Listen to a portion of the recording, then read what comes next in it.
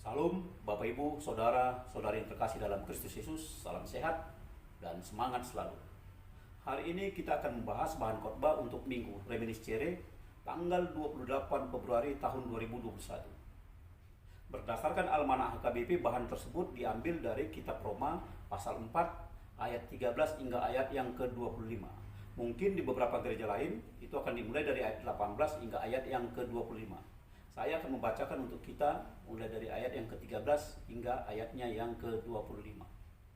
Demikian bunyinya.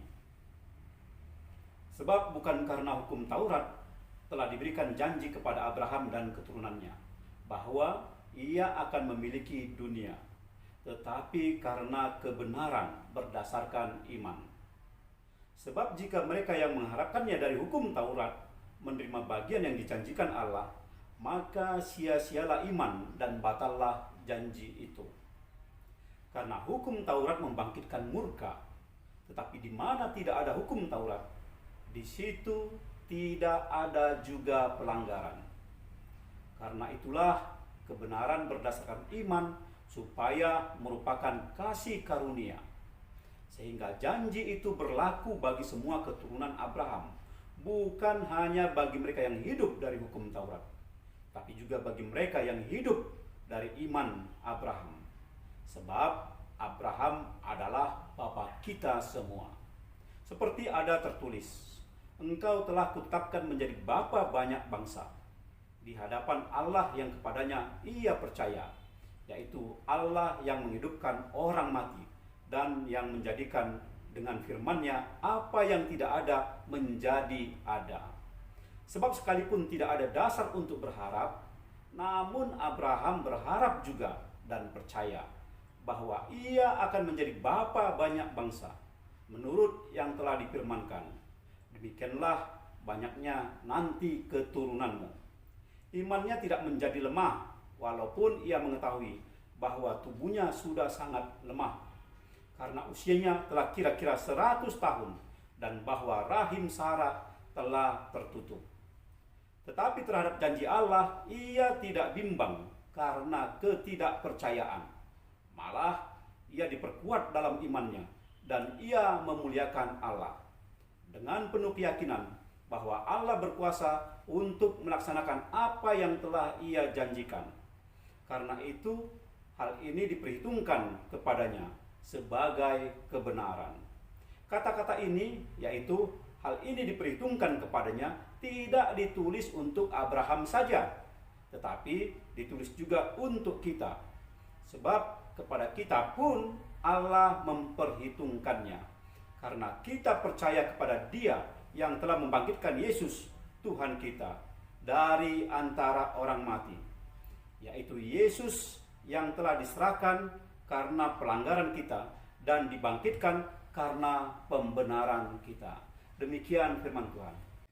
Bapak Ibu, saudara-saudara yang terkasih dalam Kristus Yesus, berbeda dengan surat-surat Paulus ke jemaat Kristen yang ada di kota-kota lainnya seperti Korintus, Galatia, Efesus, Filipi, Kolose, dan Tesalonika, yang lebih banyak memberikan ajaran-ajaran tentang peribadatan dan tentang cara hidup berperilaku orang Kristen yang baik dan benar dalam kehidupan sosial sehari-hari.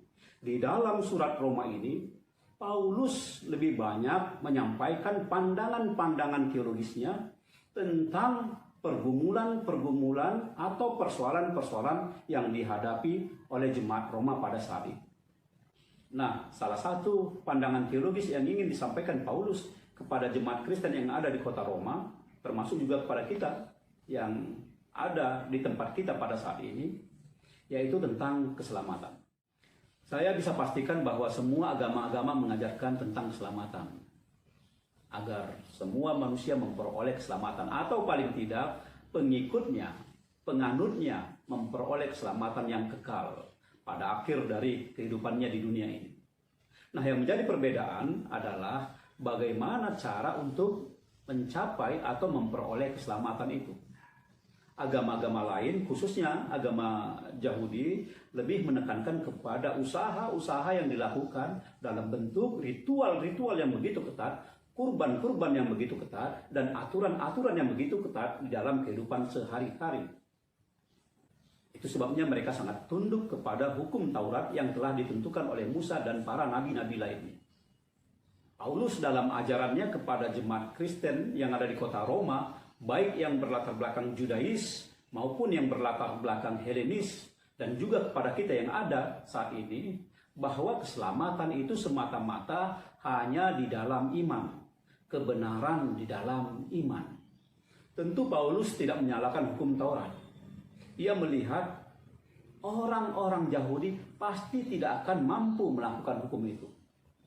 Karena hukum itu bagaikan beban berat yang tidak mungkin dapat dipikul oleh orang-orang Yahudi. Seluruh hukum Taurat itu dirumuskan di dalam 613 butir atau 613 poin. Dari 613 poin itu, 248 berisi perintah yang harus dilakukan secara ketat. Tidak boleh dilanggar. Dan selebihnya 365 butir itu berisi tentang larangan-larangan atau pantangan-pantangan yang tidak boleh dilakukan. Begitu beratnya. Itu sebabnya Paulus mengatakan hukum Taurat tidak akan mungkin dapat dilakukan oleh orang-orang Israel. Hukum Taurat tidak akan mungkin menyelamatkan hidup orang-orang Israel. Usaha-usaha untuk memperoleh keselamatan, memperoleh kebenaran dengan jalan melakukan hukum Taurat yang begitu ketat, menurut Paulus bukanlah suatu keistimewaan. Dia gambarkan itu seperti orang yang sedang bekerja dengan begitu beratnya, lalu pada akhirnya menerima upah. Itu adalah sesuatu yang biasa. Itu adalah haknya yang dia terima dari upah pekerjaannya. Sementara dengan iman itu adalah anugerah, semata-mata anugerah dari Tuhan. Bukan karena usaha, bukan karena perbuatan-perbuatan manusia, sehingga kita dibenarkan atau diselamatkan. Walaupun sama-sama bersifat positif antara hukum dengan iman, namun menurut Paulus, hukum Taurat itu bersifat positif pasif karena berisi tentang larangan-larangan, berisi tentang pantangan-pantangan, jangan begini, jangan begitu, jangan lakukan ini, jangan lakukan itu. Sementara iman itu bersifat positif aktif, melakukan yang terbaik. Jika engkau ingin orang melakukan kepadamu sesuatu yang baik, lakukan lebih dahulu kepada orang tersebut.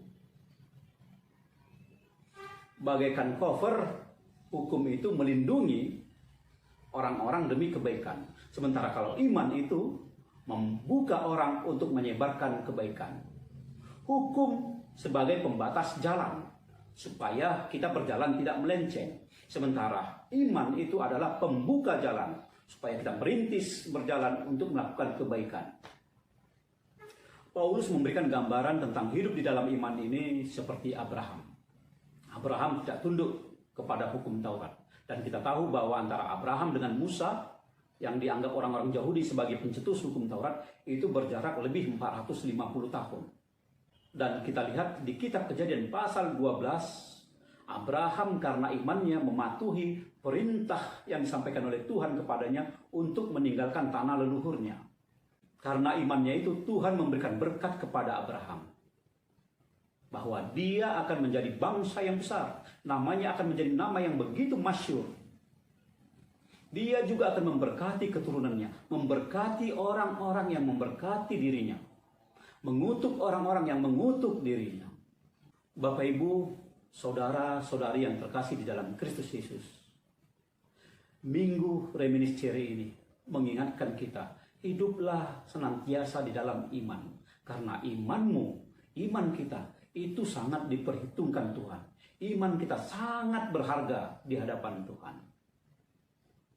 Sama seperti berkat yang telah diberikan oleh Tuhan kepada Abraham, berkat itu juga akan diberikan kepada kita yang percaya, yang beriman kepada Tuhan dan kepada Yesus Kristus yang telah bangkit dari kematian.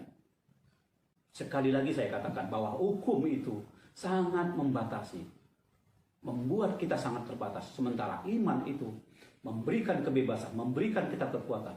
Lihat bagaimana Abraham ketika umurnya sudah mencapai 99 atau 100 tahun. Dan Sarah istrinya sudah tidak bisa lagi melahirkan. Tetapi karena imannya, dia percaya kepada Tuhan, dia mampu melakukan itu. Ada satu moto yang tidak asing lagi bagi kita, yang berbunyi demikian. mens sana in corpore sano. Di dalam tubuh yang sehat terdapat jiwa yang kuat, terdapat jiwa yang sehat.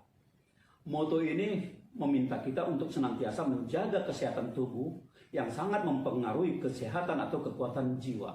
Tetapi di dalam praktiknya, di dalam realitas kehidupan sehari-hari, banyak orang-orang yang memiliki tubuh yang sangat sehat, memiliki tubuh yang sangat sempurna.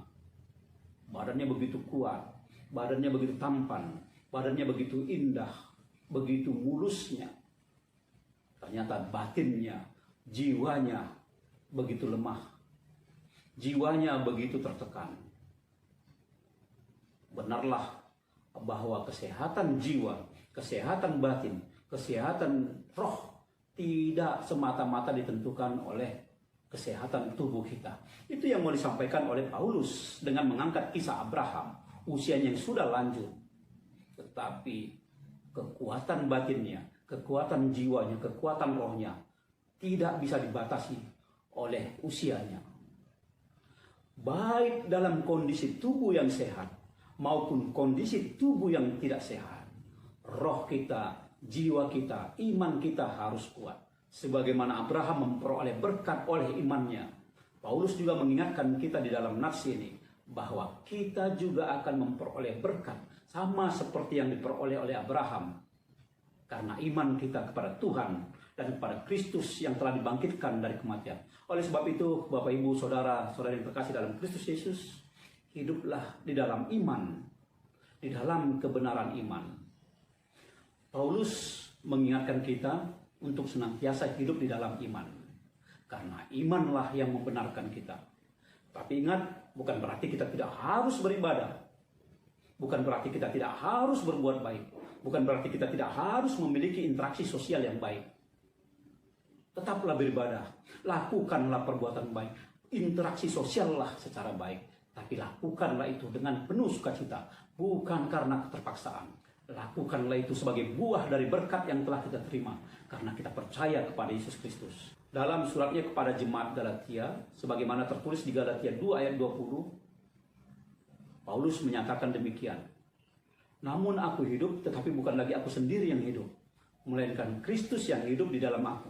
Dan hidupku yang kuhidupi sekarang di dalam daging adalah hidup oleh iman dalam anak Allah yang telah mengasihi aku dan menyerahkan dirinya untuk aku. Beriman kepada Kristus berarti hidup menyatu dengan Kristus. Saya kira sungguh hal yang mustahil kita katakan kita beriman kepada Yesus, tetapi perilaku kita, perkataan kita, kehidupan kita tidak mencerminkan, tidak sejalan dengan apa yang dikehendaki oleh Yesus. Nah, bagaimana? Apa yang harus kita lakukan kalau kita hidup di dalam Yesus? Orang yang hidup menyatu dengan Kristus, maka pikirannya seperti pikiran Kristus, hatinya seperti hati Kristus, perkataannya seperti perkataan Kristus, dan darahnya seperti darah Kristus. Tidak pernah ada rencana-rencana jahat di dalam pikirannya, tidak pernah ada rancangan-rancangan licik di dalam pikirannya yang selalu mencoba untuk membuat kerugian bagi orang lain, yang selalu mencoba merancang penderitaan bagi orang lain. Tidak pernah ada perkataan-perkataan yang menghina orang lain. Tidak pernah ada perkataan-perkataan yang menyindir, menyinggung perasaan orang lain, yang merendahkan orang lain. Sama seperti Kristus yang tidak akan pernah memberikan pemikiran yang jahat, yang tidak akan pernah mengeluarkan perkataan-perkataan yang merendahkan orang lain. Justru mengangkat, membantu, menguatkan orang lain. Hati juga seperti hati Kristus yang tidak pernah gentar menghadapi tantangan, yang tidak pernah gentar menghadapi penderitaan. Itu kuatnya. Darah juga harus seperti darah Kristus. Tidak pernah gentar untuk melakukan kebaikan, tidak pernah gentar untuk menolak ketidakadilan, tidak pernah gentar untuk melawan kejahatan. Hiduplah di dalam Kristus. Menyatulah dengan Kristus. Pikiranmu, perkataanmu, hatimu, dan juga darahmu. Maka berkat Tuhan senantiasa melimpah untukmu. Imanmu di dalam Kristus telah menyelamatkanmu. Oleh sebab itu, berbahagialah. Senantiasa hidup di dalam iman yang benar kepada Kristus. Tuhan beserta kita. Shalom.